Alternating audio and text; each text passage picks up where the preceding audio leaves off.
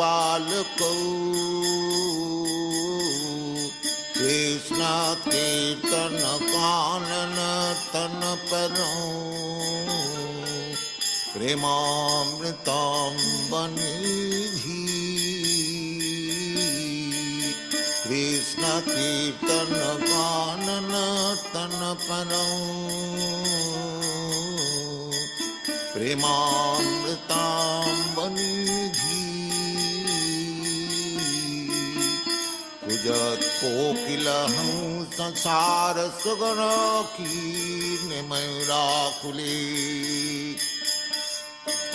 Nana Ratnani Madhamula Pitapa, Sri Jukta Vrindavani, Radha Krishna Mahanisang Prabhajatau, Jivarthadau Jaubuda, Vande Rupa Sanatana Raghujaga, Sri Jiva Gopalaka, Krishna Kirtana Ganana Tana Param, Prema.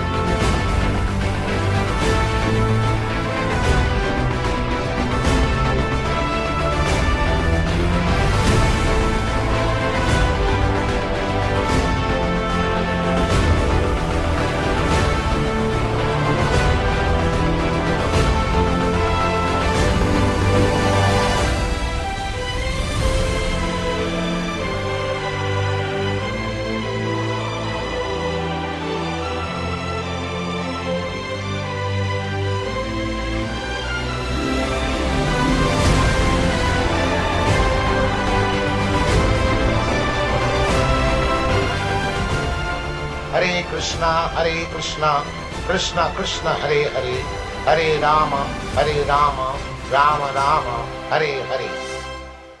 Hare Krishna, all glories to Śrīla Prabhupāda, and welcome to the Sunday morning Śrīmad-Bhāgavatam reading and discussion with the Prabhupada Disciples Association Hare Krishna Society group. And we have an online presence in our Hare Krishna Society YouTube page, where our classes have been recorded and saved for future reference, not only for us here who are currently living on this planet, but for future generations who are searching for the truth in a world of confusion. And there has been chaos that has erupted, just like a nuclear bomb. When a nuclear bomb drops, when you see the cloud go up and you see the devastation, it is absolutely horrific. So like that, the departure of our spiritual master, His Divine Grace A.C. Bhaktivedanta Swami Prabhupāda, created a chaos in this spiritual journey that all of us started and are still on. And this is very unfortunate, but it is a reality. It's part of the pastimes of His Divine Grace, Śrīla Prabhupāda, and ours. And it's an amazing story, especially when you look at the amount of work of devotional service that Śrīla Prabhupāda performed while he was with us in the Western world in a very short period of time. And you see all the pictures.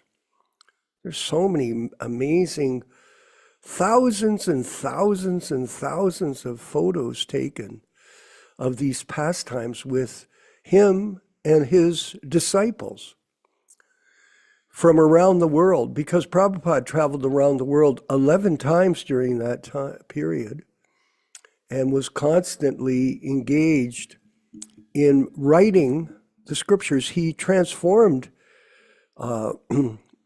the presentation of Vaishnavism with the use of some very simple tools. I think you might remember Rupa Rama Raghava and Yaśodā-nandana. Back in the early 70s, it was quite popular to use a cassette tape recorder. Now, some of you probably have never heard of a cassette tape recorder, but it was a great little instrument. And you can see Yaśodā-nandana walking along the beach with Śrīla Prabhupāda. He's carrying a cassette tape recorder. Like, what is this thing? Little batteries, and holding it up to capture Prabhupada's words.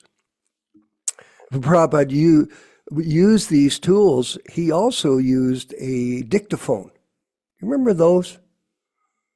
Dictaphone? It was a great, I still remember wanting to get one when I was working in Toronto as the president of ISKCON Toronto. But what you needed, if you had a dictaphone, Vijaya Pandit, you had to have somebody to transcribe it. Like many of the lawyers I used to have, they had a secretary that spent her day or his day transcribing what you spoke into a dictaphone.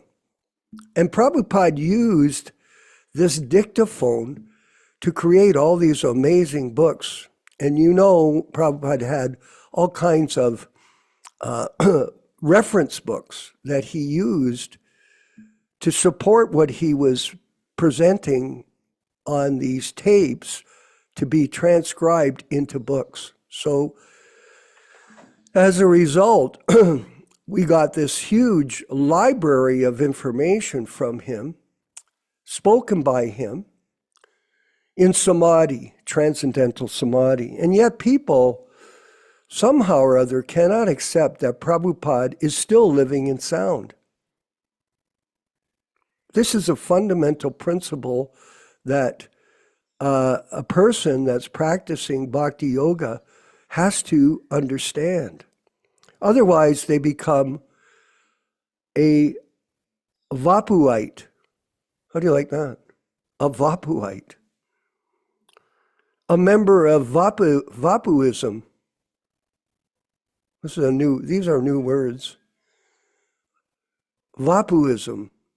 Well, somehow or other, some people, they make up these words, like in the ISKCON group, they call us, or they call me, a Ritvik. Okay, well, that's an actual term for someone who initiates other people on behalf of Śrīla Prabhupada.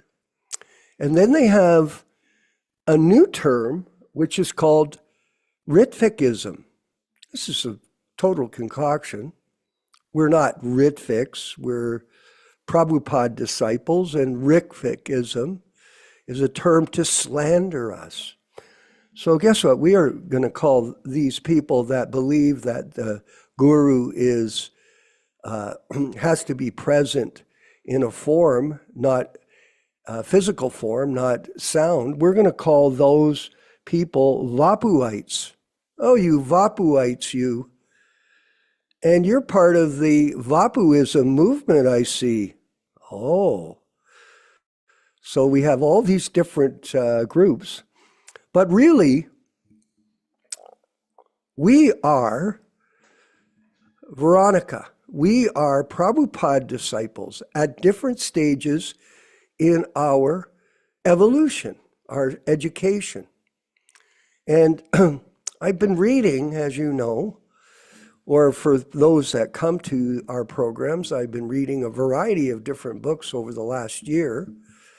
And incidentally, the reason I'm not reading from the diaries these days is I don't have them with me because of baggage restrictions and traveling, and they're big books, but no problem. We'll get back to those when I get back to Canada, which will be in 2 weeks.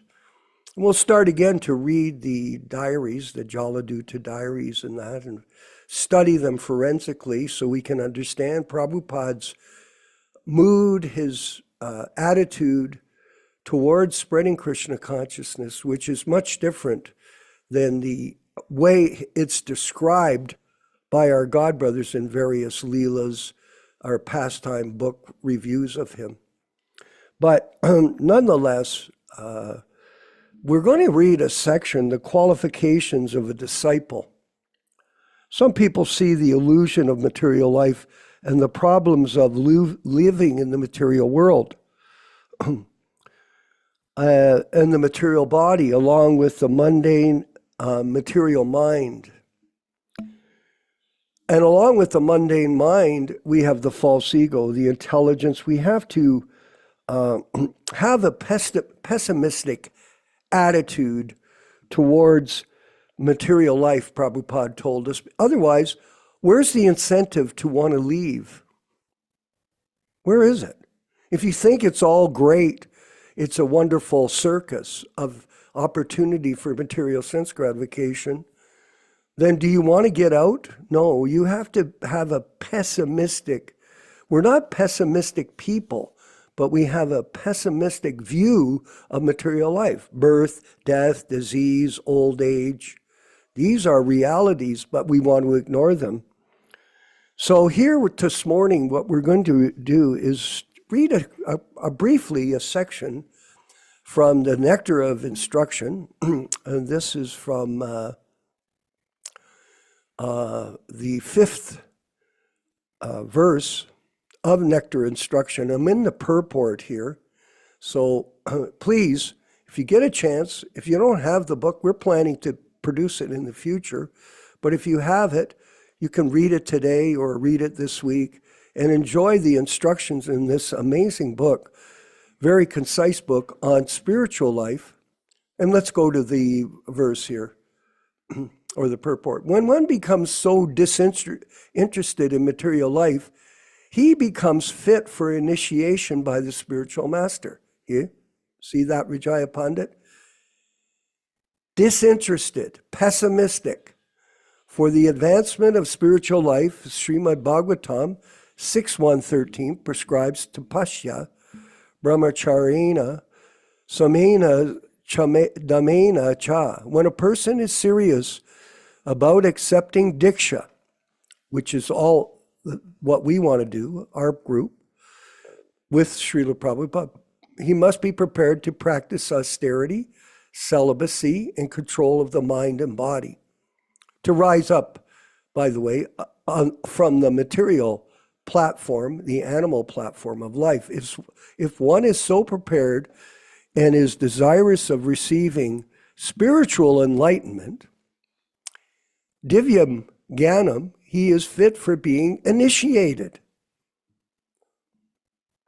Divyam jnanam is technically called tad vijnana, or knowledge about the Supreme. Tad vijnanartam sa gurunam eva bhigachet. When one is interested in the transcendental subject matter of the absolute truth, he should be initiated. Such a person should approach a spiritual master in order to take diksha. Śrīmad-Bhāgavatam 11.3.21 also prescribes tasmad gurum prapadyata gignasu shreya uttamam. When one is actually interested in the transcendental science of the absolute truth, he should approach a spiritual master.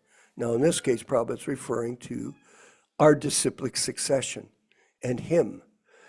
One should not accept a spiritual master without following his instructions. Very key.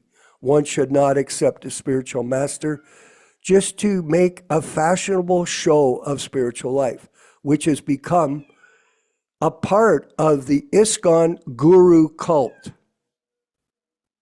ISKCON Guru cult. One must be gignasu, very much inquisitive, to learn from the bona fide spiritual master. The inquiries one makes should strictly pertain to transcendental science. Jignashu Shreya Uttamam. The word Uttamam refers to that which is above material knowledge. Tama means the darkness of this material world, and Ut means transcendental. Generally, people are very interested in inquiring about mundane subject matters, but when one has lost such interest, and it'll go away, Prabhus, eventually in us,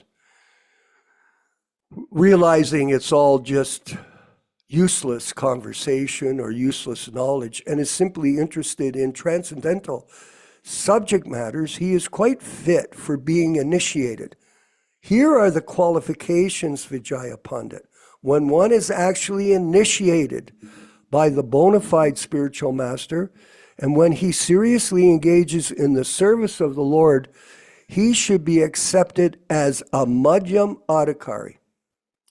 The chanting of the holy names of Krishna is so sublime that if one chants the Hare Krishna Maha Mantra offenselessly, carefully avoiding the 10 offenses, he can certainly be gradually elevated to the point of understanding that there is no difference between the holy name of the Lord and the Lord himself.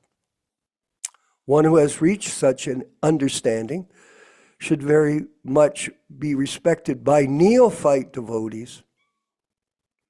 One should know for certain that without chanting the holy name of the Lord offenselessly, one cannot be a proper candidate for the advancement in Krishna consciousness. So this offenseless chanting is key. And we'll stop there. But the point is this, that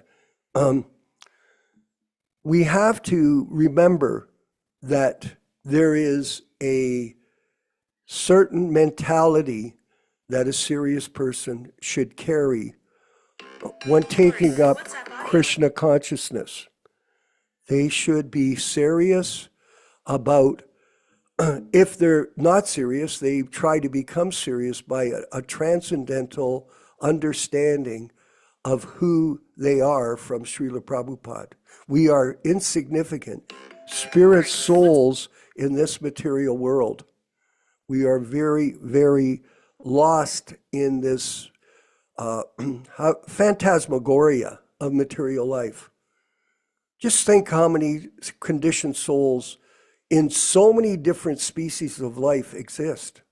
It's very interesting to note that while I'm in Mexico, here there are trillions of little life forms. They're everywhere. All kinds of ants. There's so many ants, and birds and insects, and they're all spirit souls. And then out of that, there's a few human beings.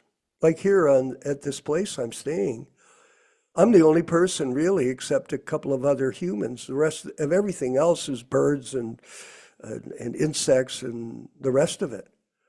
So life, every life form is part of the plan of Krishna to get us out of this repeated birth and death. And it's only possible by the association of a bona fide spiritual master.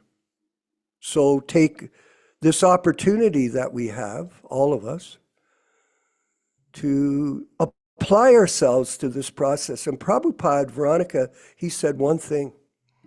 He said, give one life, if you can, to this mission to get out of the material world. Just one life. That's all he requested under his direction. And you'll never be disappointed. Never. Because time flies. It really does. And just to wind up here before we move on to the rest of our program, I had an interesting situation here in Yautepec. When every day when I wake in the morning, I can't help but think of my friend Gopal, who across the way was lying in his deathbed just 2 months ago.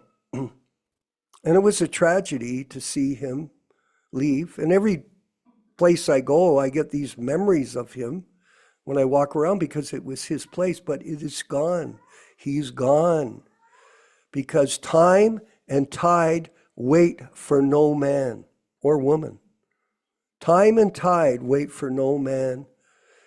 And this is the reality of the material world. Take advantage of this. We as a group, and I'm speaking to myself, of course, we have to take advantage of this opportunity to practice bhakti yoga according to Prabhupada's instructions and his explanation today on how to get out of this material world by being a bona fide student disciple of his, not a Vapuite or not a member of Vapuism. Haribo, all glories to Śrīla Prabhupāda. We'll move forward, Ram Raghava, and thank you very much for your commitment to this effort to educate the world on the truth of the matter. Let's have the chanting of Jaya Radha Madhava led by our spiritual master. And then after that, we'll have the reading and discussion from the Delhi Bhagavatams, which are on their way to America and soon will be available for distribution globally. All glories to Śrīla Prabhupāda.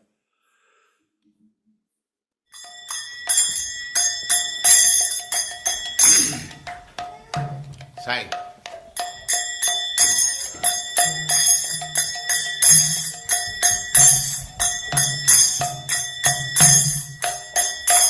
Jaya Radha Madhava Punya Bihari. Jaya Radha Madhava Punya Bihari. Jaya Radha Madhava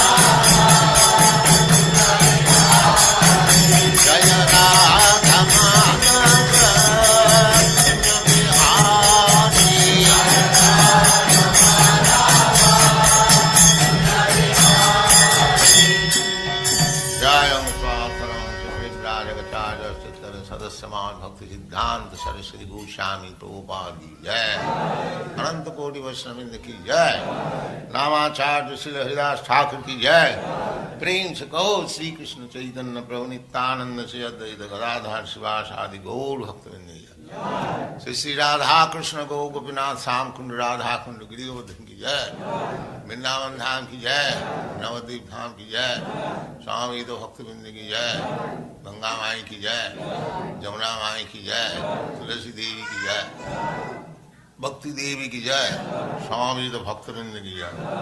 All glories to the assembled Lord. All glories to the assembled Lord. Thank you very much.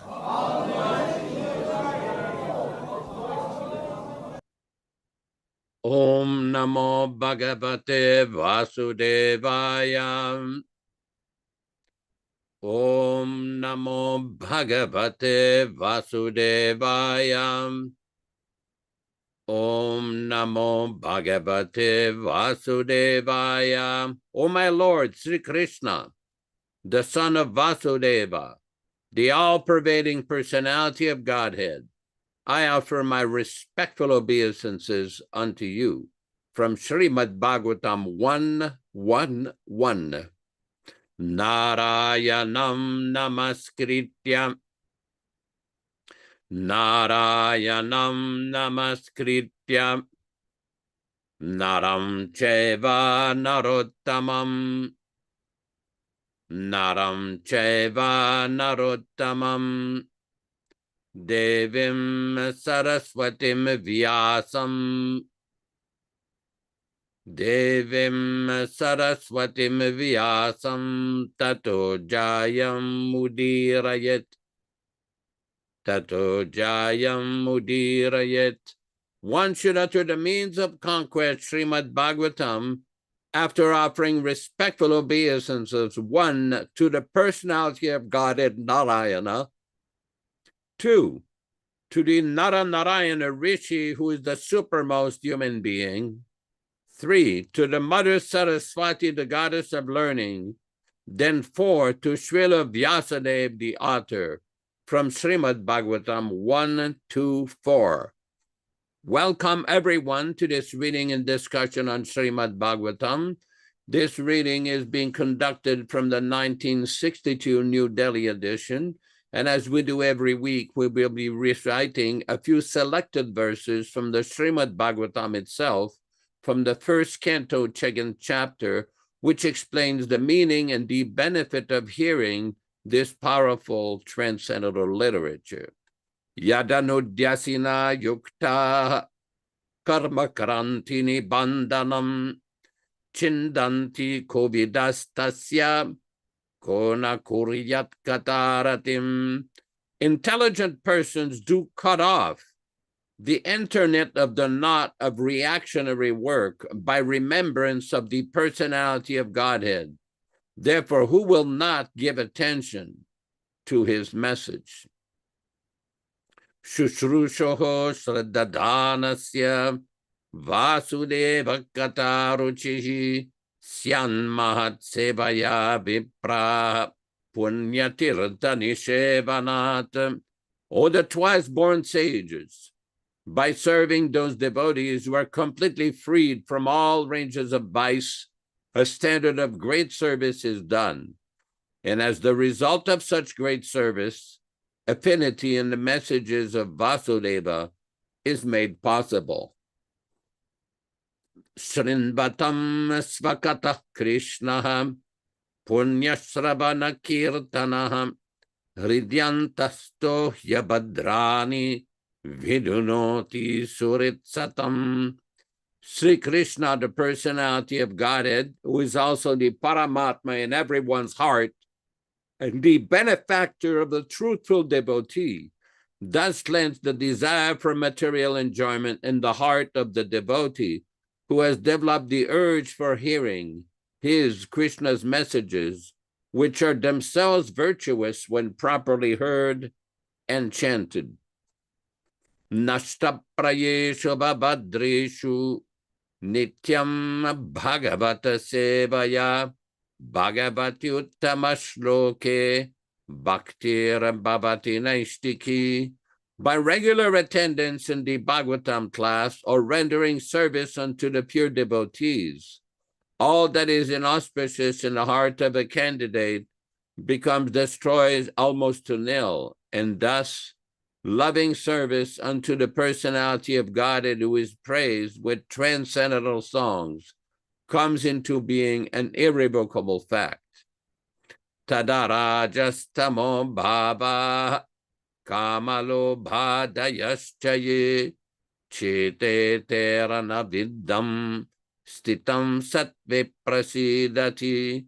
As soon as irrevocable loving service is fixed up in one's heart, at that time, the effects of the nature's mode of passion and ignorance, such as lust, desire and hankerings, etc., do disappear from one's heart, and he becomes fixed up in the mode of goodness, which makes him completely happy.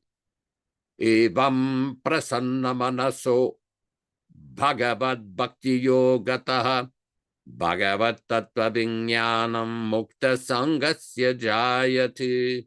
Thus, when one is positively fixed up in a mode of unalloyed goodness, the enlivened-minded man affected by contact of devotional service of the Lord can positively know scientific knowledge of the personality of Godhead in the stage of liberation from all material association. Vidyate hridaya grantis chidyante sarvasamshaya shiyante chasya karmani drishta evatmanishware. The knot of one's heart is thus pierced, and all misgivings are cut into pieces. The chain of fruitive actions are terminated along with the seeing of oneself, the dominating factor. We will proceed with our reading. We are reading from Śrīmad-Bhāgavatam, Canto 1, Chapter 6, text number 38. Aho devarishir danyayam yakirtim sharam gadan vanaha gayan madhyamitam tantriya ramayati aturam jagat. Aho, all glory to Devarishi, the sage of the gods, Danya, all success, Ya, one who, Kirtim, glories, Saringa Danvanaha, of the personality of Godhead, Gayan, singing, Madhyan, taking pleasure in, Idam, this, Tantriya, by means of the instrument, Ramayati, enlivens, Aturam, distressed, Jagat, world. Translation by Śrīla Prabhupāda.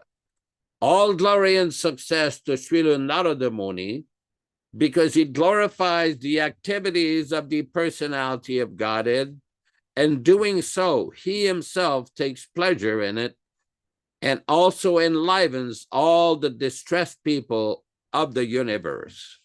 Purport by Śrīla Prabhupāda. Sri Nārada Muni plays on his instrument for glorifying the transcendental activities of the Lord, for giving relief to all miserable living entities of the universe. Nobody is happy here within the universe, and what is felt as happiness by mistake is Maya.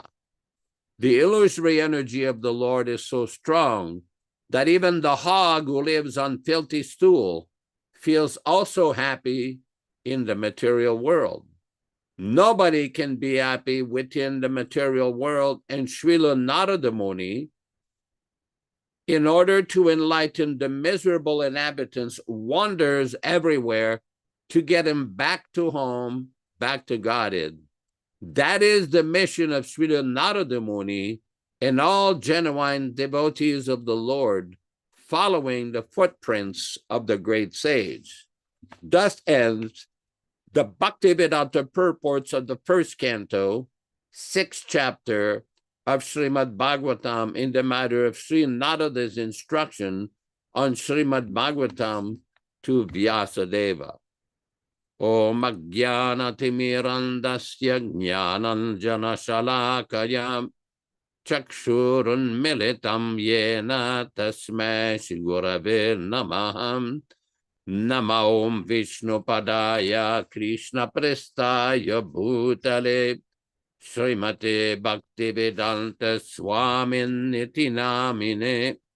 Namaste Saraswate Deve Gauravani Pracharine Nirvishesha Shunyavadi Paschatya Deshatarine Bhakti Siddhanta Shishyaya Bhaktivedanta Namine Prasannaya Prasantaya Tasmai Shri Gurave Namaha. Bhagavad Vandanam Khadyam Guru Vandana Purvakam Kshiram Sharkara Yuktam Kadati Hi Visheshataha Adadana Strinam Danter Idam Yachi Punaha Punaha Srimad-Rupa Padam Bhoja Dhulishyam Janma Janmani Amsho Bhagavato Smyaham Sadadaso Asmi Sarabhata Tat Kripa Pikshako Nityam Tat Preshta Shatakaromi Svam Sri Krishna Chaitanya Prabhu Nityananda Shri Advaita Gadadara Srivasadi Gaura Bhakta Vrindam Hare Krishna, Krishna Krishna, Hare Hare, Hare Rama, Rama Rama, Hare Hare. As we've mentioned before, in these teachings of Śrīla Prabhupada, there's very deep transcendental meaning in every sentence, every word. Here we see Prabhupada is explaining nicely how the mission of all, that is the mission of all genuine devotees of the Lord, following the footsteps of that great sage. What is Nārada Muni doing? What is his mission? What is his message? Prabhupada explains. Sri Nārada Muni plays on his instrument to glorify the transcendental activities of the Lord and to give relief to all miserable living entities of the universe. Nobody is happy here within the universe, and what is felt as happiness by mistake is Maya. Now, this is a very important point. We have heard Śrīla Prabhupada many times explain how nobody in the material world can be perfectly happy.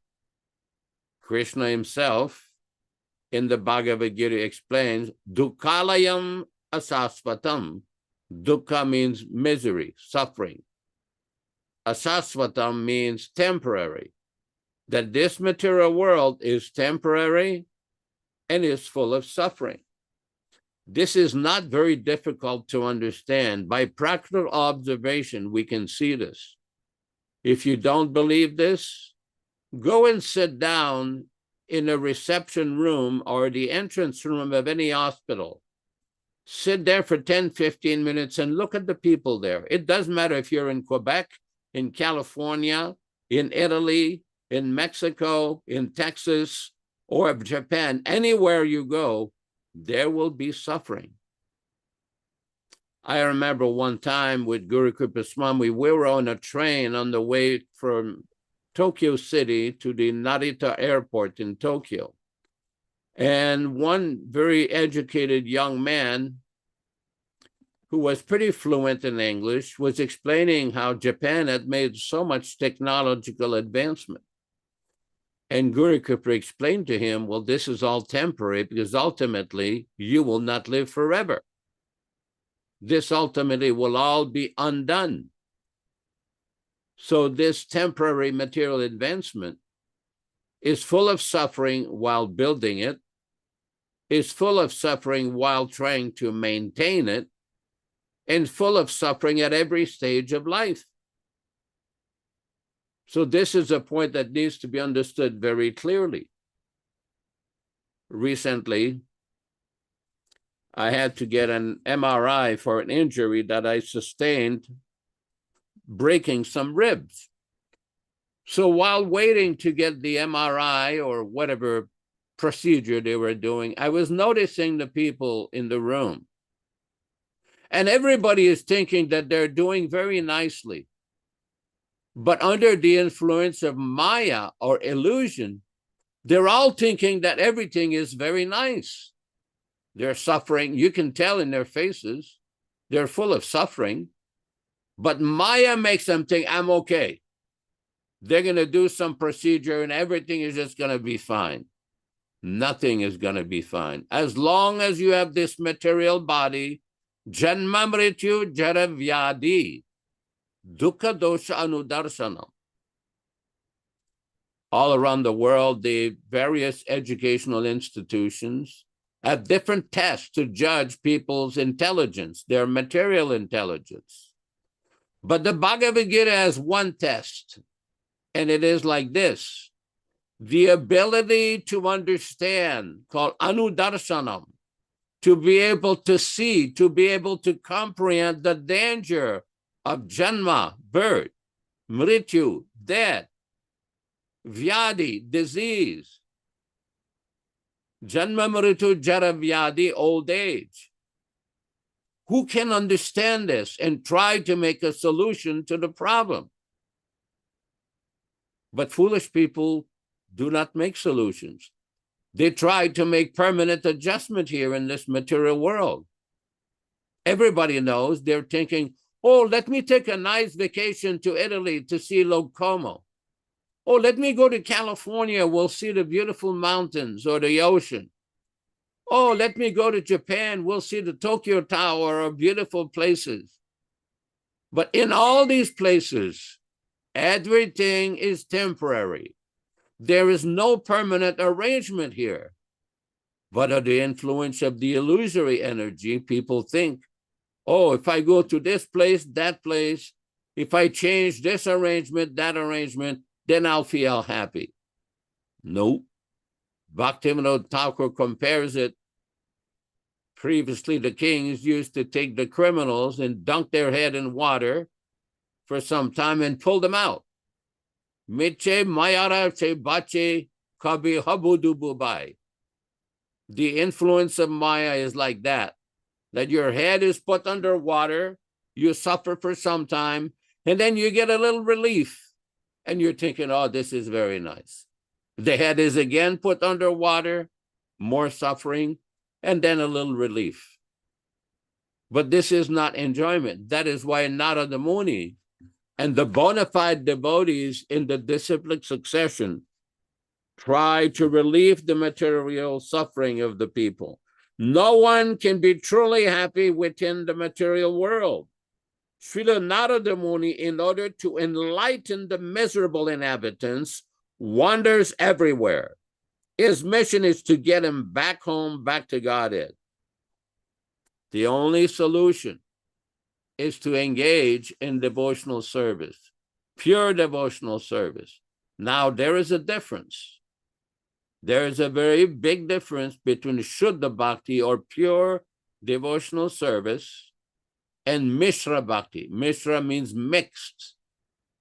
There is some kind of bhakti that is mixed with karma and jnana, with fruitive activities and mental speculation. Śrīla Prabhupāda, following in the footsteps of Nārada Muni, is teaching that kind of bhakti. There is a very interesting conversation in the Prabhupada Conversation book between a very prominent lawyer and member of parliament in India, where the gentleman was asking, what kind of social service do you do? And Prabhupada's reply, preaching of Bhagavad Gita is the highest service, because there is a philosophy amongst those who preach this Mishra Bhakti, this mixed devotional service, thinking that if I can somewhere or other do some social service, this will be the highest the benefit to humanity. But Prabhupada did not teach this. What Prabhupada taught is by engaging in devotional service, one can gradually be free from all suffering, be free from all anxieties, and become free from birth, death, old age, and disease. Janma karma chame divyam evam yoveti tatpataha tyaktva deham punara janma neti mam meti swarjuna. We see in the Bhagavad Gita, chapter 4, text 9. I don't know, Ram Raghav, if you're able to pull it up. Bhagavad Gita, chapter 4, text number 9. Janma karma chami divyam. Lord Krishna explains, oh, thank you. Very nice. So the Sanskrit text is there. Let us see the English here. Śrīla Prabhupāda explains, one who knows the transcendental nature of my appearance and activities does not, upon leaving the body, take his birth again in this material world, but attains my eternal abode, O Arjuna. Prabhupada explains, the Lord's descent from his transcendental abode is already explained in the 6th verse.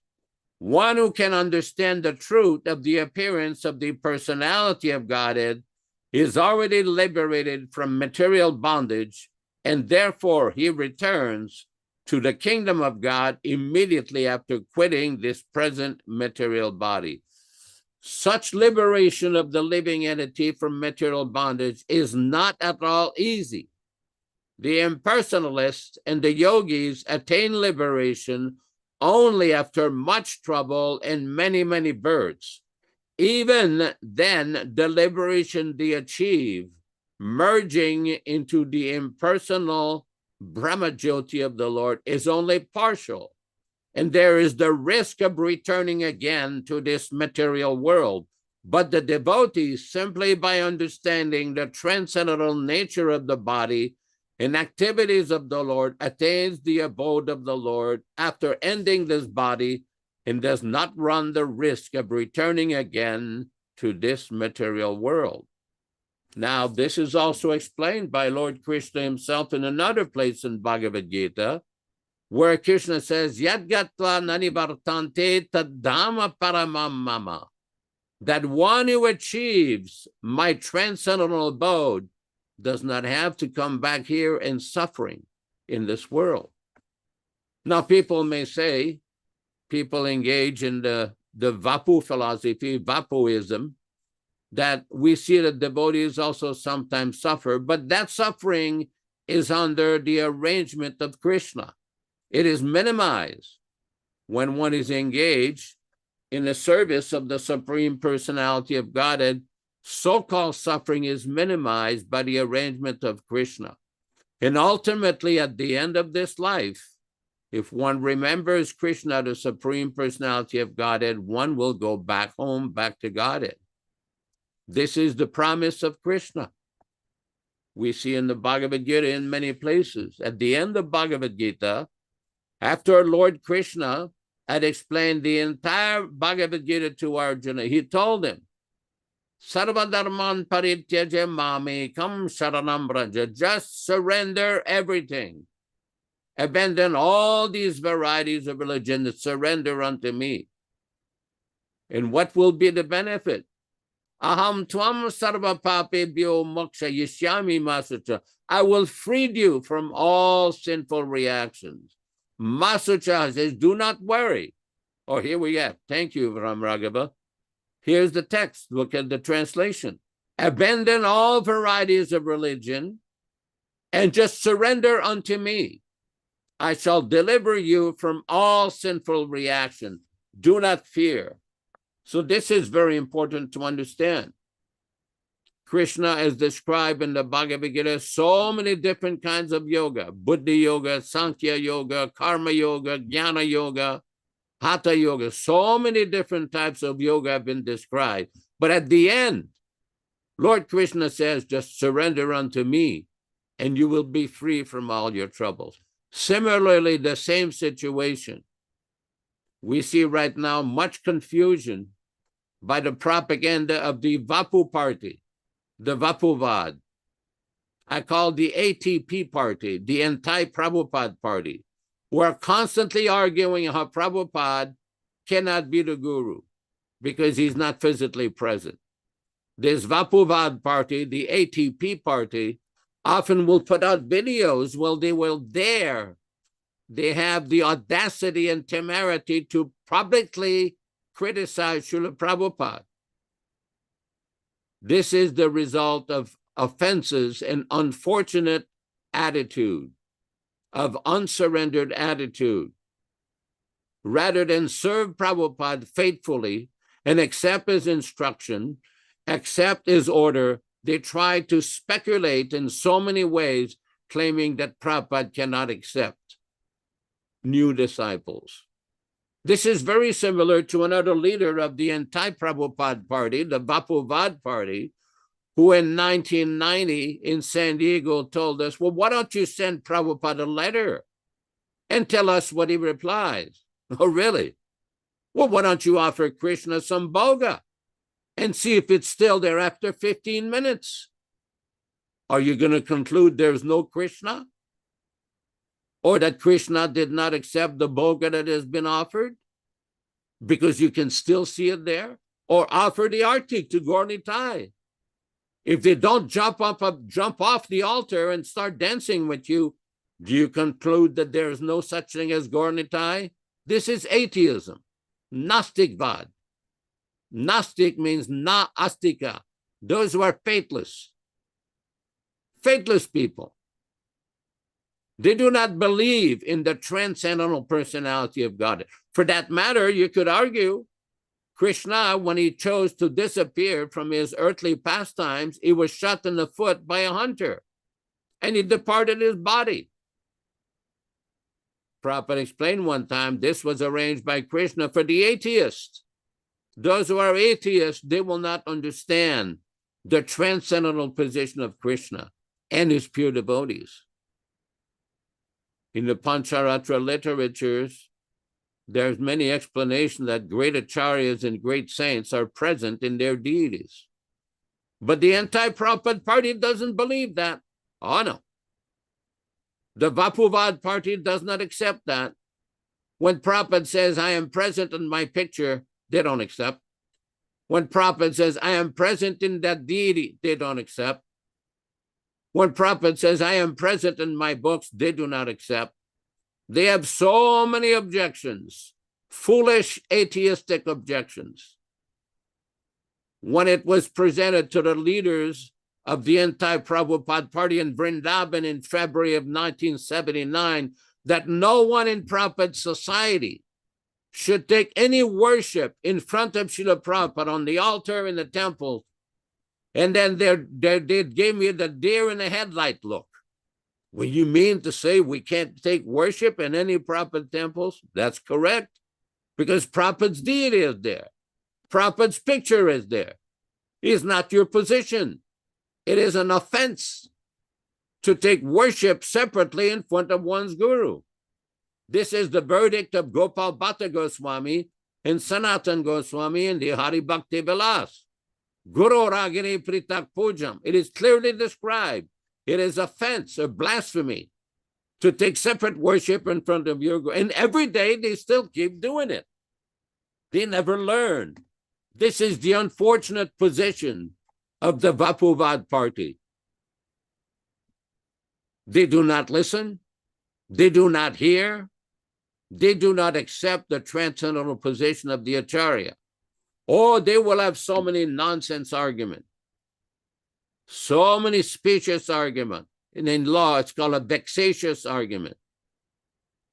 In the province of Ontario in the 1970s and early 80s, there was a lawyer who used to file all different kinds of lawsuits, frivolous lawsuits, harassment lawsuits with no real merit. But because when you go to court, you have to defend, you have to put some objection, you have to hire a lawyer, hire some experts, it's very expensive. So finally, the Law Society of Upper Canada, Ontario, decided to change the law to prevent such vexatious or frivolous nonsense. And this is what we're seeing on the internet with so many Vapuvadis. The self-appointed Acharya party, the LJEP, the Living Guru Experimental Project, is very busy harassing devotees, arguing in all kinds of nonsensical ways to try to disprove Śrīla Prabhupāda's transcendental position. They do not hear. They only hear what they want to hear. It's called cherry picking. They like to pick and choose what they want from Prabhupada's purports and instruction, and the rest that they don't like, they don't like to mention it.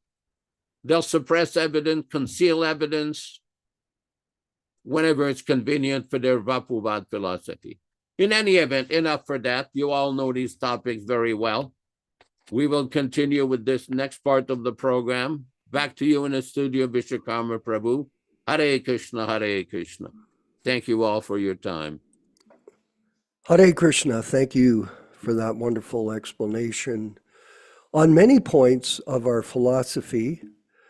And today we were reading about the nature of material life, that it is difficult, and that we should have a pessimistic view of it in order to develop the desire to get out.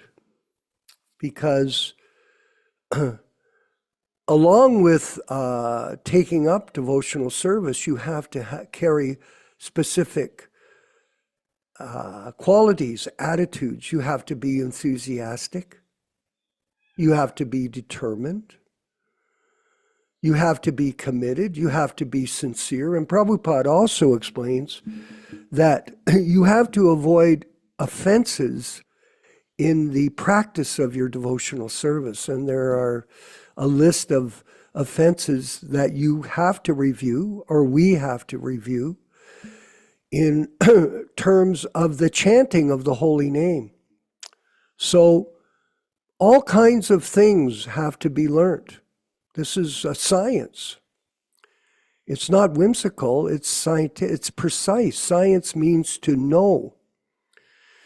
And Sage Prabhupada says to Maharaj Nimi, know that there is no happiness in this world. We're going to go to a few verses that I've researched online about some of the quotes from Maharaj Nimi, and see through these shrutas, these exact statements, how to perceive your existence as a spirit soul in this universe of trillions of living entities. Go ahead, please put that up. Maharaj Nimi, being a self-realized soul, considered that this life is flickering, like the turning. Prabhupada gives the example of a turning on and off of a light switch. You're going to live forever, but before you know it, the light goes off. Therefore, instead of waiting long for Vashishta, he began performing the sacrifice with other priests. Chanakya Pandit says, Sariram Shana Vidhavamsi Kalpatana Sahayino Guna. The duration of one's life in the material world may end at any moment, but if within this life one does something worthy, that qualification is depicted in history eternally. Here is a great personality, Maharaj Nimi, who knew this fact. In the human form of life, one should perform activities in such a way that at the end, he goes back home, back to Godhead. This is self-realization. So it's a science. Maharaj Nimi, let's see if we can get this next section here. Sorry, it's convoluted. Okay, so get the next verse that I wanted to refer to for us to carry on with this.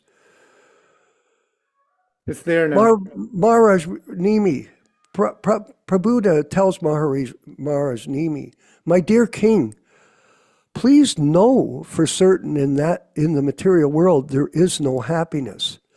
It is simply a mistake to think that there is happiness here, because this place is full of nothing but miserable conditions. So these are facts. And further, let's discuss the fallible soldiers, Dharma Bhavana, the fallible soldiers.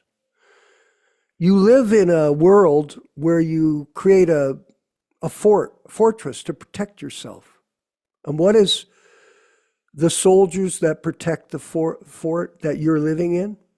They're your wife, your husband, your children, your friends, your business associates, all these people that surround you.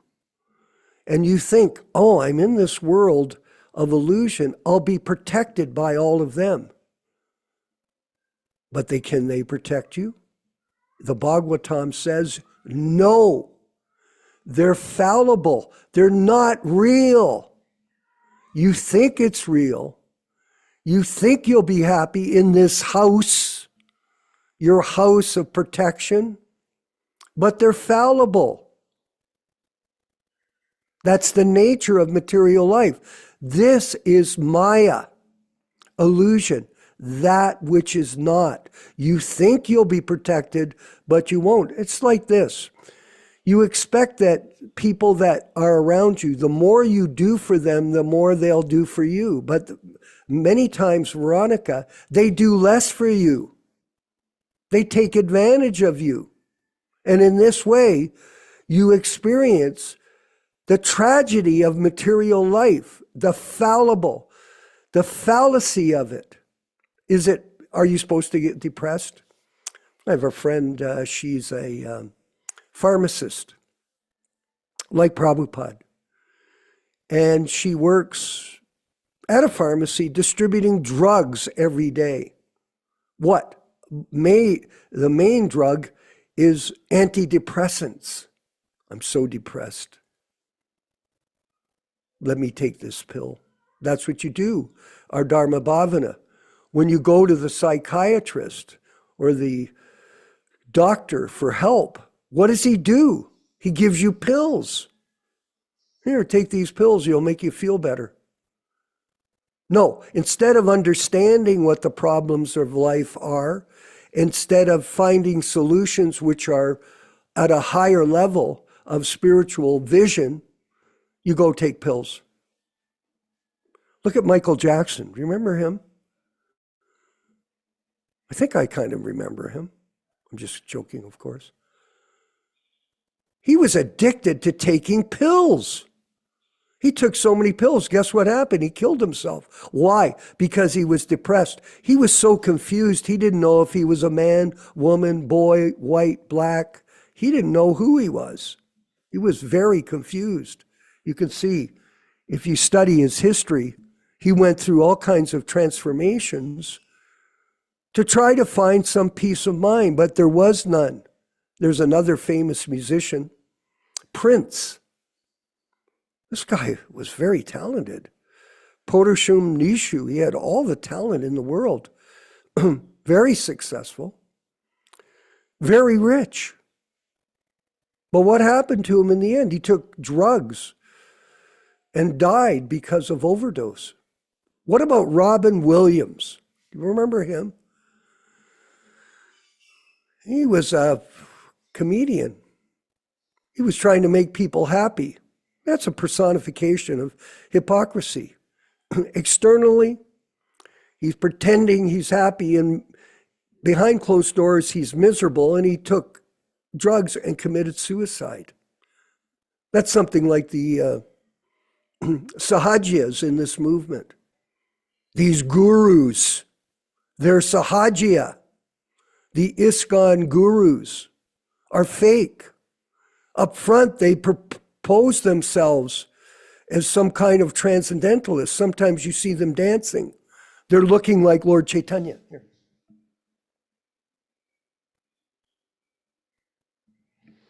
And in the back room, they're nefarious. What a tragedy. Imposters, pretenders in the guru business. that is a tragedy. So this next section of the class, or the reading and discussion, as Yaśodā-nandana Prabhu so appropriately describes, we're going to review the unauthorized biography of Śrīla Prabhupada by Bhakti Steve. And it's being distributed. I found out, Rama Raghava, that it's one of the books that they distribute extensively in India, these Lilamrita copies. Of course, India's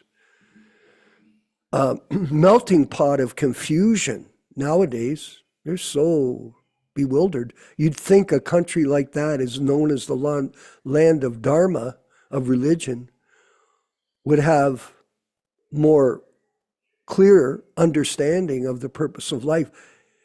But due to sentimentality, they're so confused.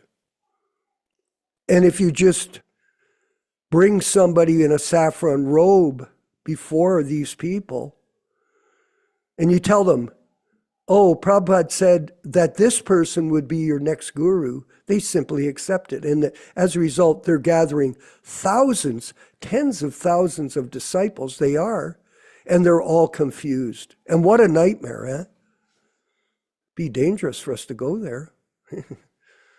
It'd be very dangerous because of the numbers of people that are fanatical, not scriptural. I'm going to end with this story. I was in a car coming back from Mayapur one day with a group of our Vaishnavas, and my friend Udama Sloka got in an argument with the taxi cab driver. Oh yeah. He told him, you're trying to cheat us of so many rupees. It was peanuts money. Guess what happened, Veronica? The guy pulled into his village and 2,000 people surrounded our car. For what? Over a few rupees, they would have killed us. They're very dangerous. It's a very dangerous environment over there, especially for people that preach the truth that Prabhupada is living in his Vani incarnation. And this unauthorized biography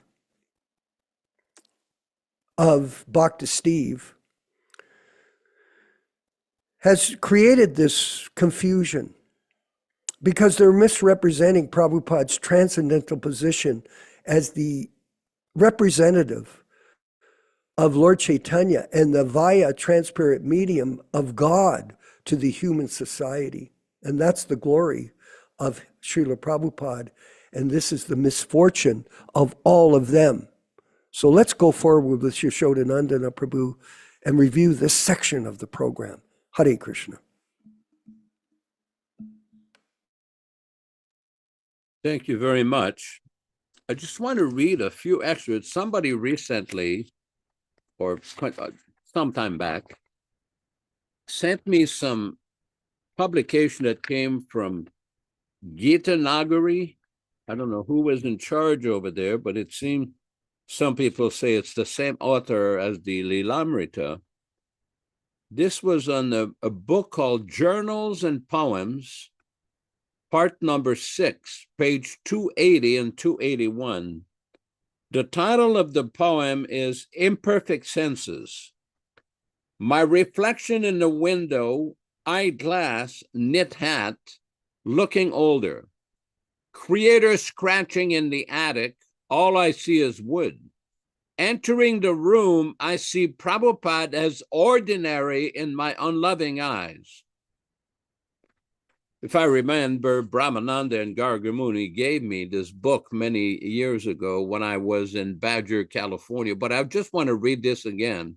This is what happens when you start describing and speculating upon the position of the pure devotee. Here he's writing, entering the room, I see Prabhupada as ordinary in my unloving eyes. And my point is, if somebody's eyes are so unloving, don't write this kind of nonsense publicly insulting Śrīla Prabhupada. This is not the philosophy that Śrīla Prabhupada taught, This is not the philosophy that our previous acharyas have taught. And we'll be reviewing some of these other so-called poems and writing of this particular author. Now, back to the Lilamrita Review. We are reading from Lilamrita Review, section number 3, page number 14. Śrīla Prabhupāda explains on the top of the page, it says, according to the Lilamrita, book number 1, page 97, as the Gaudiya broke down, it was also affected. Under the present circumstances, how could he carry out his spiritual master's order to preach? Previously, the main obstacle to his preaching had been family commitments, but now the obstacles were compounded. Now he had to wait helplessly for the outcome of this struggle. Prabhupada writes in Śrīmad-Bhāgavatam, canto 8, chapter 6, text 14, His Divine Grace states, our duty, therefore, is to execute a devotional service sincerely under the guidance of the spiritual master. Krishna, by his grace, will supply whatever we need in executing our devotional service. In the Krishna Consciousness movement, we simply have to execute the order of Krishna and Guru. Then all necessities will be supplied by Krishna, even if we do not ask for them. Śrīla Prabhupada further explains in Śrīmad-Bhāgavatam, canto 7, chapter 10, text number 4, when a devotee needs something, the Supreme Personality of Godhead supplies it. Śrīmad-Bhāgavatam, canto 7, chapter 15, text 15, as advised by Nārada Muni, one should simply endeavor to increase his Krishna consciousness. One should not desire to do anything else, even to earn his livelihood. There are many examples of this attitude. Madhavendra Puri, for instance, would never go to anyone to ask for food. Shukadev Goswami has also said, why should one approach a person who is blind with wealth? Rather, one should depend on Krishna and he will give everything. Śrīla Prabhupada further explains in Bhagavad Gita, chapter 3, text 18, a Krishna-conscious person does not take shelter of any person, man, or demigod. Prabhupada explains in Chaitanya Charitamrita Antya-lila, chapter 3, text 139. Thank you very much, Ram Maghava, for displaying these nicely. Very much appreciated. A pure Vaishnava thinks himself unfit to help free even one person from the reactions of sinful life, but he engages one's hard money in the service of the Lord and thus frees one from sinful reactions. A Vaishnava guru is never dependent on the contributions of his disciples. Śrīla Prabhupada further explains in Adi-lila, chapter 7, text 91, the spiritual master is not actually happy if the disciple brings him money, but when he sees that the disciple is following the regulative principles and advancing in spiritual life, he is very glad. We are conditioned and have little faith in Krishna. Therefore, in order to ensure that our necessities are provided for, we may become dependent on mundane persons or facilities and make compromises. However, His Divine Grace, Śrīla Prabhupāda, was never dependent on anyone except Krishna. We will pause this here. I just want to read a sentence pertaining to what we were reading today. This is a letter from Śrīla Prabhupāda. Just 1 second here. Turn this crazy phone machine. This is a letter that Prabhupada wrote to a devotee named Chatur Bhuja on May 9th, 1973. May 9th, 1973. Prabhupada writes, your next question, the Bhagavad Gita says that Lord Brahma is a conditioned soul. Then how was it possible for him to impart the Vedas to a non-conditioned soul, Nārada Muni? So Lord Brahma is a conditioned soul means that due to his desire to become the creator of the material manifestation, he had to take birth within the material world. But although he was conditioned by such desire, still he is a great devotee of Lord Krishna. He has written Brahma Samhita, which is pure. Oh, very nice. The letter is actually here. Further down. More. Here we go. That's it. But although he was conditioned by such desire, still he is a great devotee of Lord Krishna. He has written Brahma Samhita, which is pure Vaishnava literature describing the Supreme Personality of Godhead. Lord Brahma was the first created being within the universe and the first spiritual master, as he received knowledge from within his heart from Lord Krishna. Nārada appeared as the son of Brahma, and therefore he had to accept Lord Brahma as his spiritual master. Back to you in the studio for further discussion. Hare Krishna, Hare Krishna. Yes. And I wanted to further explain about the nature of the spirit soul. What is the true nature of all of us? Not about the fish out of the water.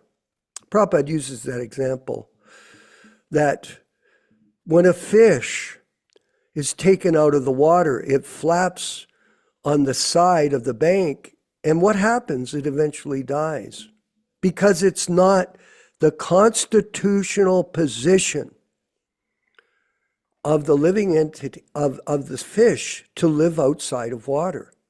So what is the constitutional position of the spirit soul? And you're right, Krishna Katha, you're reading my mind, if I could say. Sat Chit Ananda. This is who we are. We're eternal. These are the qualities of the spirit soul. Eternal, full of knowledge and full of bliss. So it's, even though we have a pessimistic look at the material world, and we've been talking about it today, the actual reality is that our future life is filled with eternity, knowledge, and bliss. This is the result of devotional service, and it's something that we should look forward to. Many people, their problem is they don't try to find the solution to the material disease. No. But there is one. If you don't study and cultivate transcendental knowledge, how are you going to solve the disturbed mind? Everyone is suffering. We have to follow the process, just like a doctor prescribes a medicine for the sick patient. Oh, yes. But if you don't take the medicine, will you get cured? No. If you take and if you're not a good pharmacist and you provide the wrong medicine, what will happen? You'll die, just like in terms of the COVID. This COVID, there was our ivermectin and all kinds of natural solutions, other solutions to the disease, but you were condemned if you prescribed them. In fact, you were punished, you were canceled as a doctor if you didn't go along with the status quo. It was completely demoniac. And if you remember, I'm going to divert for a second. There was this one godbrother of ours, Hare Krishna, who's with this cult, Krishna West. And they promote Vapuism. He said, you should run and find your godbrothers and sisters and inject them with these bogus vaccines. Just run and do it.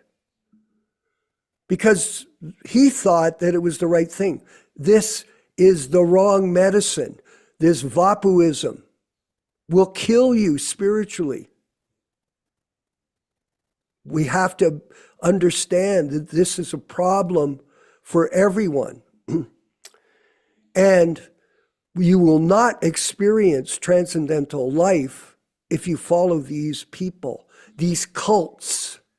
They're cults, the guru cults of the ISKCON group. And today, we've been talking about this back and forth all over the place. We have our godbrother Dharma Bhavana in Dallas, Texas, and I'd like to ask him to share some comments and realizations to our group on today's Sunday Bhagavatam class. Go ahead, Prabhu, please, sorry. Hare Krishna, thank you. Yeah, very beautiful class today. A lot of inspirational messages from the scriptures. Just reflecting back in the 1970s, amongst the yoga meditation groups, the Hare Krishna movement in general had a quite good reputation. I remember my Aquarian meditation teacher was asked about Hare Krishna, and he said, well, they're a very beautiful movement, but I think my method of practicing meditation, mostly from chapter 6 of Bhagavad Gita, is better. But my point is, the Hare Krishna Society had generally a very good reputation. Now it's not like that. That's why so few people from the Western world are trying to become devotees. And just finding out most likely in the future, our classes will help devotees after World War III, when the preaching is good, to help them to kind of understand how to understand Śrīla Prabhupāda's books and apply them. Our classes are very inspirational, and hopefully they'll be transcribed in some kind of written form in case the internet is not working. So I just had those little thoughts today about the good future after the war is over. You should talk about that later. Yes, no.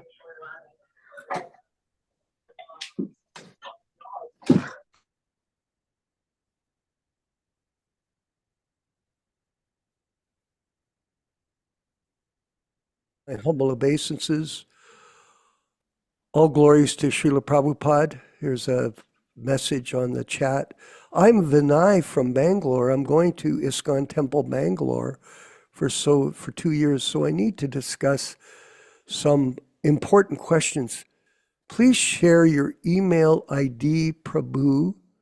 Your servant, Vinay Sandeep. Okay, and we're getting inquiries on a regular basis from around the world with people that are interested, that are sincere and are looking for answers, and we're always available. My email is bobbyhebert@gmail.com. So you can send me an email, or you can reach me on Facebook Messenger, or my phone number, 289-244-4315, 289-244-4315. You can reach me there, and if you want to reach out to Yaśodā, I can provide that contact information for you. Yes, questions and answers. This is the nature of spiritual life. Intelligent questions, intelligent answers, and then follow the process, Vinaya, according to Prabhupada's instructions. That's simple. This is not a difficult system. It's very simple. Spiritual life is not meant to be difficult. It's meant to be simple. But it's simple for the simple, difficult for the crooked, Krishna Katha. Very difficult, as we all know. You want to make up an excuse. You want to rationalize a fallacy. You want to go into the guru business, you will become a leader of a cult, and you will contaminate other people. Ram Raghava, I know you're watching the YouTube channel. I see we had some people on. I'm glad that all of you are coming to our programs. And remember, we have them every week without fail. This is our mission. How many people are on the YouTube channel today, Prabhu? Today, they were up to 17. Right now, there's 15 people. And Okay. we do have a question from Bhakta Sihan. He's asking, when Prabhupada explains that there are 400,000 different types of human beings, does that mean that their consciousness is affected by it? are the modes influenced by that? He said, it just occurred to me as there is such an effort everywhere, both within and without spiritual movements, to create divisions between and within people. So he was asking about the consciousness of the 400,000 species of human beings. Okay, I'm going to get Yaśodā, of course, to answer in a minute, but I wanted to comment here that sectarianism is very common these days, not only amongst the ISKCON groups, but the Prabhupada Nuga groups, the Ritvik groups like that. All kinds of sectarian groups with individual leaders that are interested in going into business, let's say, for whatever reason, not to get into the details. So sectarianism, we are not a sectarian group. We preach the Sanatana Dharma principle that we are all servants of Śrīla Prabhupāda and we were all servants of Krishna in the Sankirtan movement of Lord Chaitanya Mahaprabhu. So your question is a little convoluted. I have to see it in writing, but let's refer to Yaśodā-nandana for further explanation. Prabhu. Well, thank you for this question. I think this is a very important point. This description of 400 different types of human being or classification is from the Padma Purana. And Prabhupada, there is no record anywhere of Prabhupada specifying what are those different classifications. We do know that everybody in the material world is suffering, entangled in the modes of nature and under the influence of material nature. And basically what one should learn from this is that these classification in the Vedas, in the Padma Purana, the different forms of living entities, this is just to educate us that in this material world, everything is temporary, and we should be striving to make spiritual advancement to become free from the cycle of birth and death. That is the whole idea behind the description of these different kind of classification.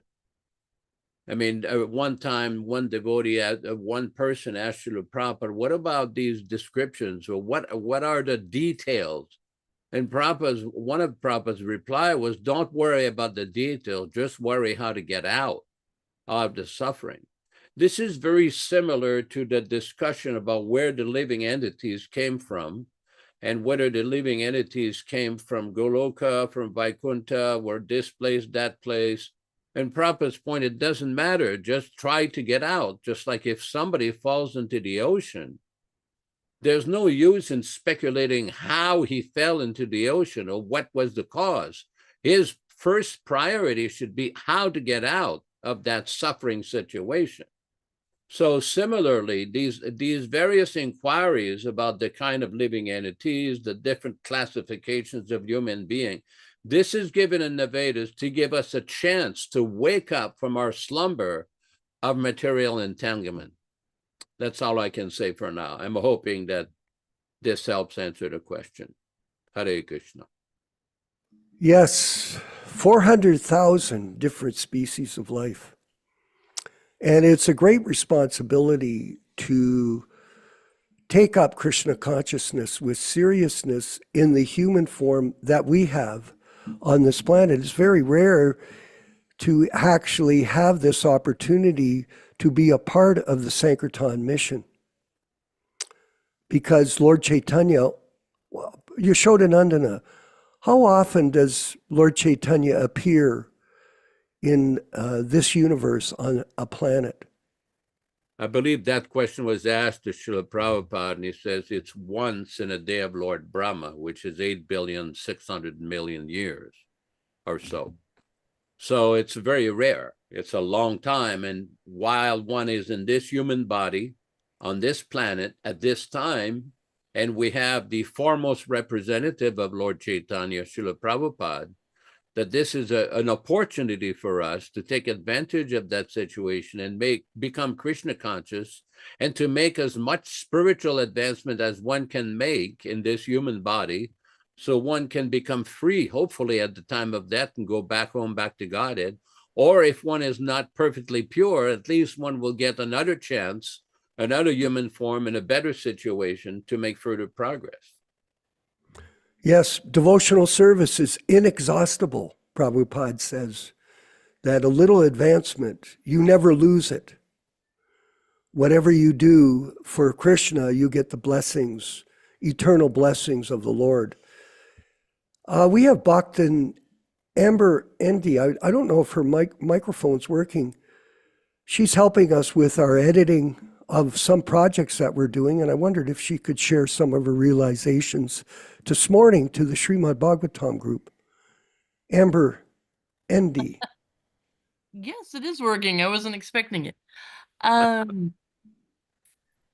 What would you like me to comment on? Well, let's put it this way. You've been listening and you're attending the class, and thank you for your participation in our work behind the scenes to produce these books.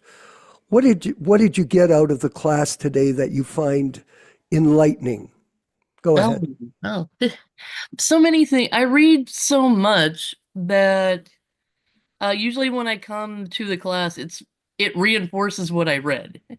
Okay. So that's kind of the thing that I get. I spend a lot of time saying, oh, I just read about that. So it's good to hear even more proof of what you've been saying. It ties to the things that I've been reading. And the Bhagavatam, I read the Bhagavad Gita, I'm reading Beyond Birth and Death. You know, everything just goes all together. And then I've also read a lot of the research of, I'm trying to think of a polite way to put it, you know, the schisms that have been going on. And so I've read all the books by Doktorsky and the Prabhupada Truth Commission books, you know, so I read all of that. So there's also a lot of reinforcement of the historical facts. Yes, this happened, and I'm getting it from several different sources, you know, which is what you do, you know, when you research and you study, is you can't just take one account of things. You know, you have to get a lot of different sources, primary sources, secondary sources. So that's what I get a lot of it. I'm kind of academic, as you know, but I love seeing how all of these things support each other in a very credible, you know, kind of way. Yes, it's a very interesting scientific look at things, because it is a science to know the truth, and here it's to know the truth about the purpose of life, and we want to look at all the different aspects of it so that we make sure that we've got the right understanding of what to do. I've read a few of Henry's books as well. You know, I can't remember the titles right now. They're generally one read for me, but there's some very valuable information there that tells you about the disaster that took place in West Virginia. And I went to West Virginia many, many times and experienced it firsthand. So it's thank you for participating in the program. It's very enlivening to get new people to take it up properly, and because we are presenting it properly, and for you to be able to reaffirm it by your own personal study, and that's perfect. Thank you. Veronica, are you able to speak? I sent some messages, I hope you saw them, but to give you a warning. Could you make a comment on today's program for us? Go ahead. Is your microphone working? Okay, Hare Krishna Prabhu. My sincere obeisance for you. Hare Krishna. Yes. My speaking is no good, but for me it's a very interesting stay with all devotees. Talking about the theme for me is very important, because I can't see myself in reference for devotion, and what is the principal view of Śrīla Prabhupāda is more important for us, and for me it's important because I can't find my feeling is like a Sahaya or not, because it's important to know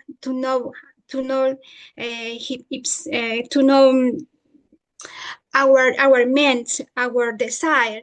What is the difference between my man's, my her, I am what I am, and what I am with respect Śrīla Prabhupāda, Śrīla Prabhupāda, ¿cómo se dice?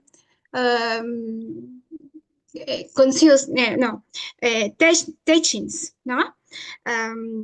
In this time, for me, it's very important because I can understand many things about myself, about Śrīla Prabhupāda, the important is body, because maybe the next time I haven't got this opportunity in this body, no? I try to be more sincerely with me, and try to change my japa mala for now. For me is like I had to change. Okay, you had to change, but I haven't got feeling. Oh my. I can feeling something when I change my japa is not true for me. Now, for me is my responsibility with Śrīla Prabhupāda, and I try to do every time, but for me is like my obligation? No, no obligation. It's my come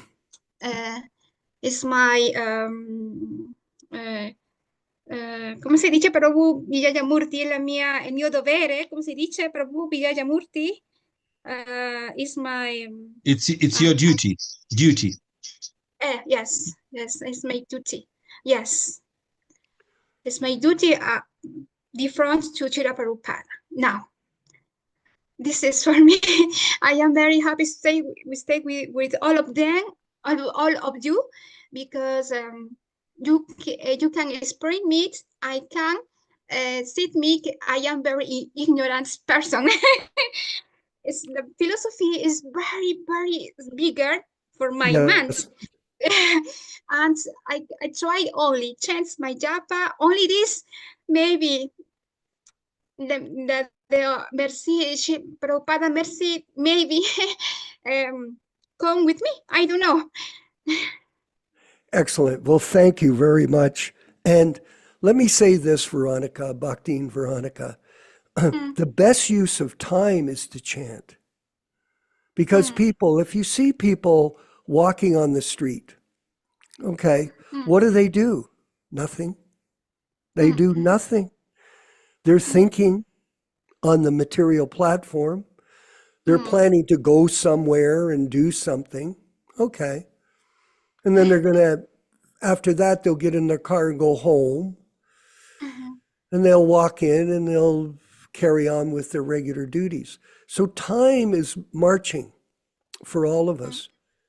And by use of time through chanting, practice makes perfect. Simple. Yeah. It's a matter of focus. And it's a good use of time, because what else are we going to do with our time? Well, you can think. Everybody's thinking. But by practicing Krishna consciousness, repeating the holy name on a regular basis throughout the day. If you notice Prabhupada, Veronica, when you see his videos, you always, Prabhupada, and I was looking at a quote that Prabhupada was saying about Bhaktisiddhanta was urging his disciples back in the Gaudiya Math to chant 64 rounds a day. That's a long time. And there's a whole pastime about Prabhupada chanting with giving instruction to Michael Grant, Mukunda, about chanting 64 rounds and then 32 rounds and then 16 rounds became the number of rounds he prescribed for us as Westerners so that we could follow this discipline. So the requirement is minimum 16 rounds. Yeah. But by you chanting, you can carry on chanting and you may do 30 rounds because you're using your time to focus on Krishna in the holy name. And as far as the result, as long as we chant without offense, don't disobey, this and that, all the different offenses, then Krishna will act and you'll become advanced spiritually and you'll go back to Godhead at the time of death. So you're on the path back to home, back to Godhead, dear. Yaśodā-nandana, we've had a wonderful class today and discussion with our group. If you could share some further understanding for all of us before we move forward with the end of the program. Yaśodā-nandana Prabhu. Well, I think you've brought up some very important points. While here at this program, the Hare Krishna Society and Prabhupada Disciples Association, we try to preach a very practical approach of how to take shelter and accept Śrīla Prabhupāda as the Acharya, as your spiritual master. For those who are already initiated, the process is to follow, to chant the rounds, to follow the regulative principles, to read the books, and to preach to others. For those who are aspiring for initiation, just keep chanting, keep following the principles, just like Bhakti Amber was describing. She's regularly reading various books. She comes to the program. She's also rendering some very valuable service with editing and reviewing some of our writings. So there's all different kinds of services that people can do, but the foremost service is to chant Hare Krishna. This is the fundamental service. Just like as part of this program, we often discuss various ideologies which have been infiltrated the Krishna consciousness movement, especially after 1977. And it's very important to understand the context of why we are discussing this. We have no personal agenda of blaspheming, criticizing, or finding fault with anybody. That is not the idea. And if anybody feels upset, well, we apologize. But we will not accept the exalted position of His Divine Grace Śrīla Prabhupāda to be minimized or criticized, whether people put Facebook videos or Facebook comments or on. Our position as Prabhupada's disciples is to become faithful servants to present His original teaching, His Vani incarnation, to the best of our meager knowledge and ability. And there's substantial misinformation campaign, deception campaigns going on right now all over the world on the internet, through various media and everything, to present a philosophy which is not the original, pure, non-adulterated teachings of Śrīla Prabhupāda. And this is not just about initiation, it's about every aspect of Prabhupada's teachings. We've often discussed this. Various kinds of kirtans have infiltrated in that society which were not introduced by Śrīla Prabhupāda. Various concocted methods of deity worship, concocted methods of offering bhokha have been introduced, which is not according to Śrīla Prabhupāda's teachings. The bogus, nonsense, adulterated books. There's a lot of things which you should be aware of. Do not be victimized by people who advocate the Vapuvad philosophy. Vapuism philosophy is synonym with anti-Prabhupada philosophy. Just be aware of it, so when you see it coming, you'll be able to recognize it. The more you carefully read and study Śrīla Prabhupāda's books and teachings, everything becomes very clear. It will not be very difficult to understand at all.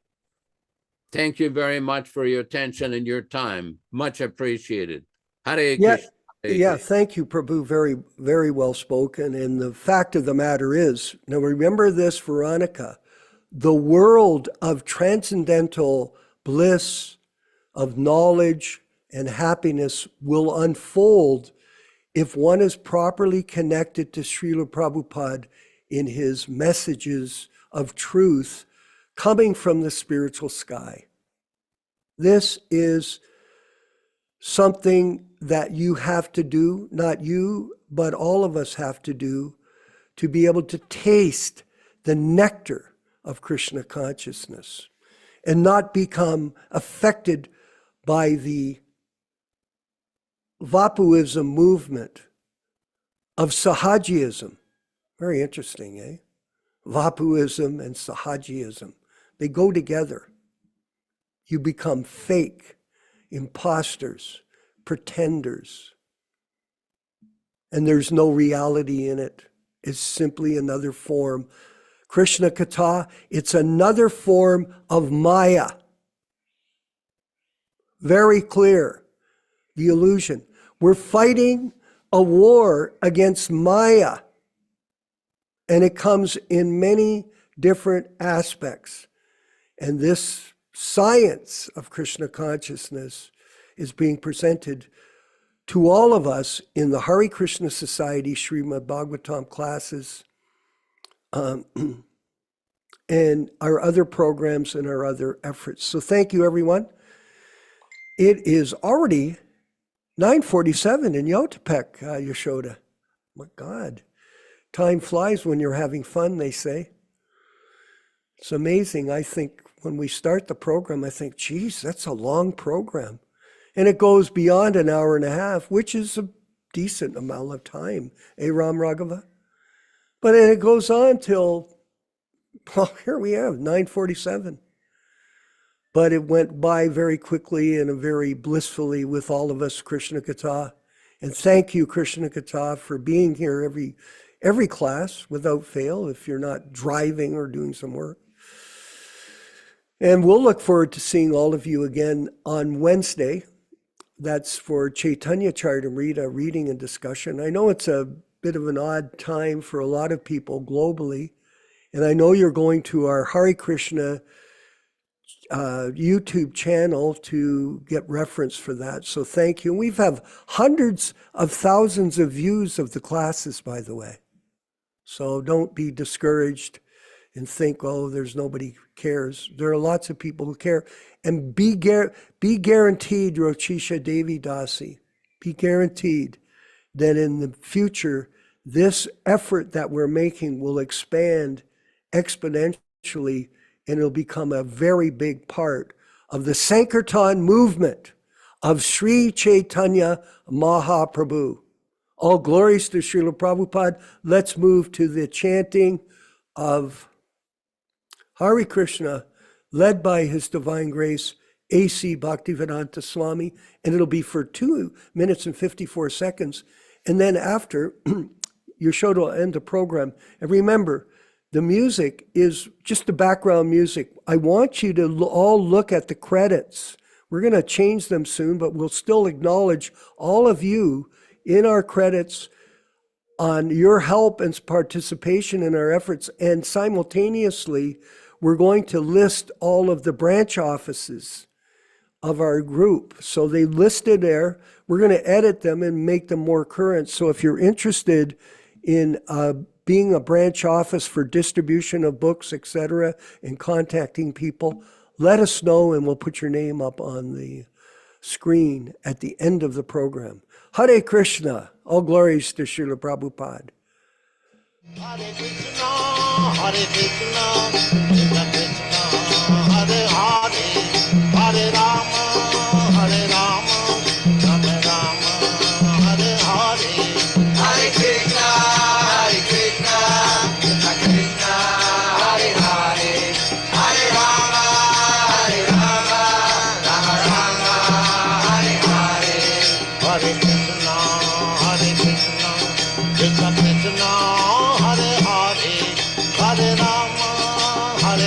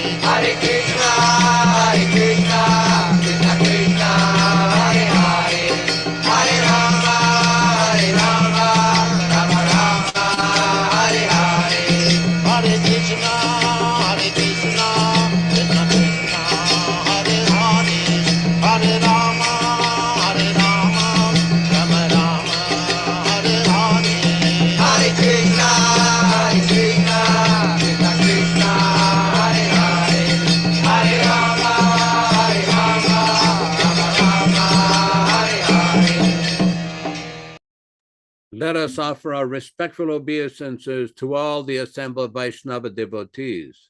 Vanchakalpa tarubhyascha kripa sindubhya evacha patitanam pavanebhyo Vaishnavebhyo namo namaha.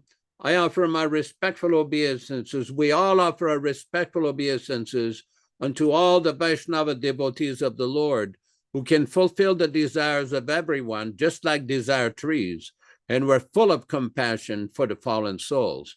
Thanks everyone for participating. Vishwakarma Prabhu in Yaltopec, Mexico. Vijay Prabhit in Douaiville. Komeva, Komeva Prabhu. Gopika. Hare Krishna, Komeva. Molto bene. Molto bene. Grazie. Grazie Tutto mille. bene. Grazie mille. Today's also Chaturbuja with us. Oh, very Chaturbuja. nice. Chaturbuja, his wife. Yes, Antonella. very nice. Yes, very good, very good. And everybody participating in the program, Bhaktin Ember from Texas, Ram Raghava in Brighton, Georgia, Rochisa Bataji de la Belle Province de Quebec, Krishna Kata hiding under the Bhagavatam. The Bhagavatam is blessing the top of his head. Haribo, Haribo. Beautiful picture. Michael Dillon in Yuba City, California, and the beautiful people from Forest Temple in Baja, California. We love your hats. Beautiful Prabhupada hats. Bhakta Vinay in India, Shiv Narayana Prabhu in Japan, and everybody else participating in this program. Rupa Goswami Prabhu, not to forget our illustrious Prabhu in Mumbai, California. Triloka Vijay in Alachua, Florida. Kanta Prabhu in Trinidad. Welcome everyone to come this Wednesday at 5:00 p.m. Pacific Standard Time for a reading from Sri Chaitanya Charitamrita. Hare Krishna, Hare Krishna. Please join us for 2 minutes and so many seconds with a beautiful kirtan with some Jamaican devotee Vaishnavas. Hare Krishna, Hare Krishna. Hare Krishna, Krishna Krishna, Hare Hare, Hare Ram, Ram Ram, Hare Hare. Hare Krishna, Krishna Krishna, Hare Hare, Hare Ram, Ram Hare Hare. Hare Krishna, Krishna Hare Hare, Hare Ram, Ram Hare Hare. Hare Krishna, Krishna Hare Hare, Hare Ram, Ram Hare Hare. Hare Krishna, Krishna Hare Hare, Hare Ram, Ram Hare Hare. Hare Krishna.